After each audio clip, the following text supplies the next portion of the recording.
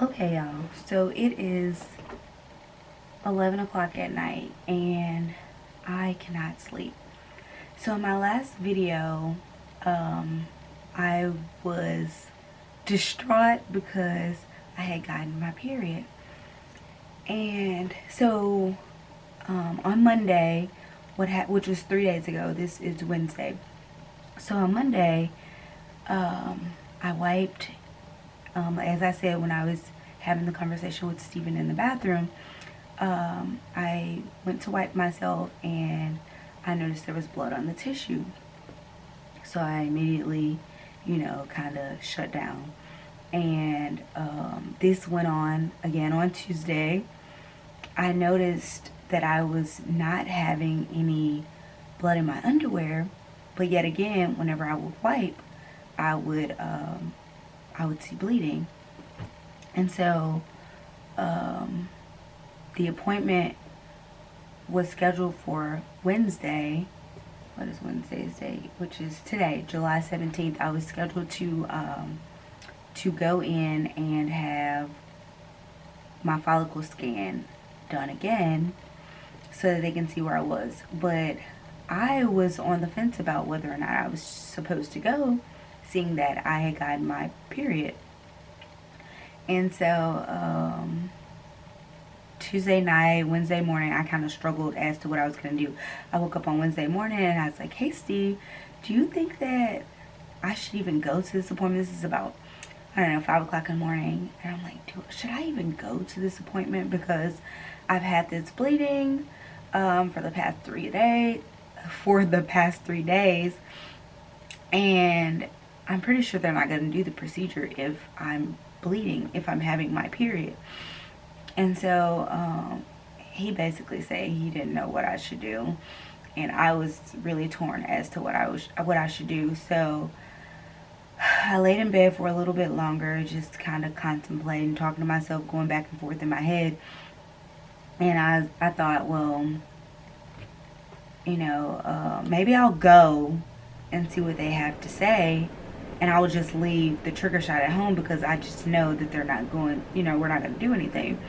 And then I thought, well, you're a nurse. That's probably not the best idea. If I'm going to go, I should probably take my supplies with me. And then I was like, well, this bleeding is really bothering me because yet again, this is day 3 and I'm still not having any bleeding in my underwear. I'm not having to wear a panty liner. I'm not having to, put a tampon in or wear a pad. It's just when I wipe. And so I remember that Steve had asked me if it was a side effect of the medication. So on Wednesday morning, I decided to do a quick Google search.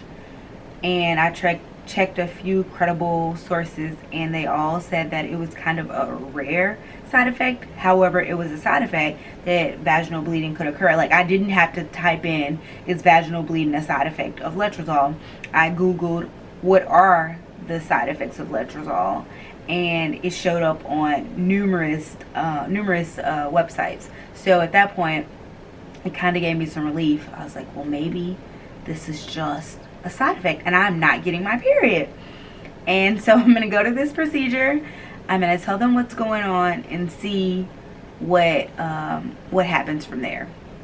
And so I get there and I let I'm assuming she's a nurse. Normally it's a nurse that does the ultrasounds at this office. So I'm going to call her a nurse. So I let the nurse know that I had been having some spotting for the past 3 days. And she asked me, what was it like in color? And I told her it was pink. And she said, okay, well, let's see what's going on.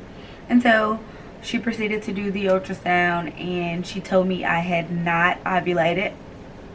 And that my follicle had grown to 21 millimeters. I was so excited. I could have just jumped off that table and hugged and kissed her. I was so excited that she had told me that. I did not have any other follicles that had grown to a significant size. However, all you need is one. And so she went ahead and did the trigger shot and I am going to have my IUI on tomorrow, just in a few hours. Steve has to be there at 7:30 in the morning to drop off his specimen. I don't even know how I'm gonna sleep tonight. I am like over the moon, like super excited. I have been waiting for this day for so long. Even if the procedure doesn't work, just to know that I've made it to this point is beyond anything that I've been able to imagine. All I've been getting is bad news after bad news after bad news. And to hear that I'm actually going to be able to have the procedure done and possibly conceive on tomorrow means everything to me. And on top of that, I got even better news. Steven is going to be able to go to the procedure with me tomorrow. As I told you guys in a previous video, he was not going to be able to attend any of my appointments. He was going to be able to drop off the specimen because I made it there early enough to where I could schedule for him to be there at 7:30, which is before he would have to be at work. So that wouldn't have been a problem, but he wouldn't have been able to stick around for the actual procedure. My sister was going to go in place of him. And he told me earlier today that he got approval to go to the procedure, and that means a lot to me, and I know it meant a lot to him, because he did mention to me how he was kind of upset that he would miss out on our possible conception. So I'm so super excited about the news I got today, and I am on cloud 9 right now. I don't know how I'm gonna sleep, but I'm going to try. And this, oh my God, this 2 weeks is going to be the most agonizing 2 weeks of my life, but I'm ready to actually go through the 2-week wait. I mean, I've obviously thought I've conceived in the past, where I've taken pregnancy test after pregnancy test, and you know, they've all ended in negatives.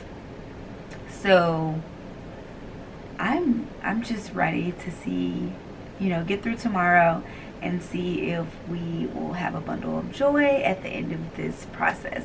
And I cannot wait to come back and update you guys. I may do a quick little clip at the end of this video of how our IUI went, and then we'll be off to our 2-week wait.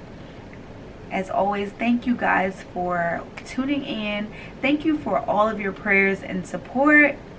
I ask that you click the like button, subscribe to this video, leave some comments. I would love to chat with you guys. Comment, and I will see you guys in the next video. Love you guys.